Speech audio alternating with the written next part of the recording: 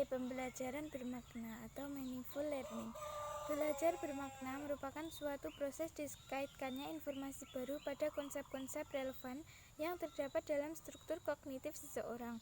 Kebermaknaan belajar sebagai hasil dari peristiwa mengajar ditandai oleh terjadinya hubungan antara aspek-aspek, konsep-konsep, informasi atau situasi baru dengan komponen-komponen yang relevan di dalam struktur kognitif siswa.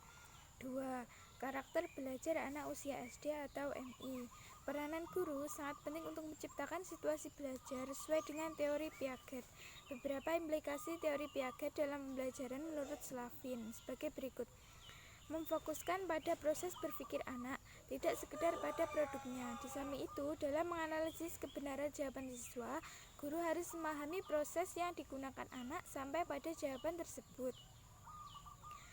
Pengenalan dan pengakuan atas peranan anak-anak yang penting sekali dalam inisiatif diri dan keterlibatan aktif dalam kegiatan pembelajaran.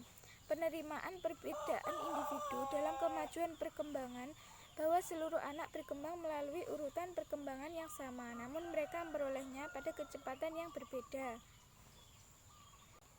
Dari implikasi teori Piaget di atas, jelaslah guru harus mampu menciptakan keadaan belajar yang mampu untuk belajar sendiri.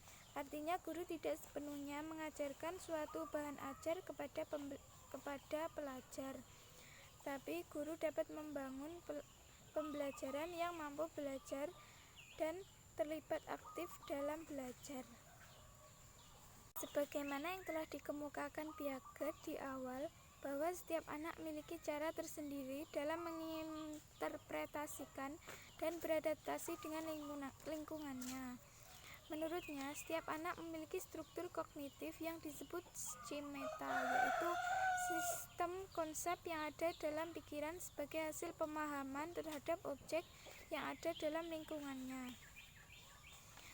Anak usia sekolah dasar berada pada tahapan operasi konkret. Pada rentang usia tersebut, anak mulai menunjukkan perilaku belajar sebagai berikut. 1. Mulai memandang dunia secara objektif, bergeser dari suatu aspek situasi ke aspek lain secara reflektif dan memandang unsur-unsur secara serentak.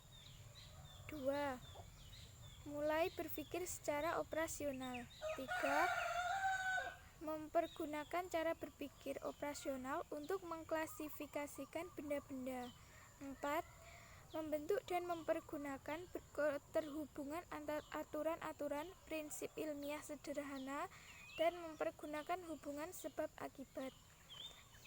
Dan 5. Memahami konsep substans, volume, zat, cair, panjang, lebar, luas, dan berat. Memperhatikan tahapan perkembangan berpikir tersebut, kecenderungan belajar anak usia sekolah dasar memiliki 3 ciri, yaitu A. Konkret. Konkret mengandung makna proses belajar beranjak dari hal-hal yang konkret, yakni yang dapat dilihat, didengar, dibaui, diraba, dan diotak-atik dengan titik penekanan pada pemanfaatan lingkungan sebagai sumber belajar. B. Integratif. Pada tahap usia sekolah dasar, anak memandang sesuatu yang dipelajari sebagai suatu kebutuhan.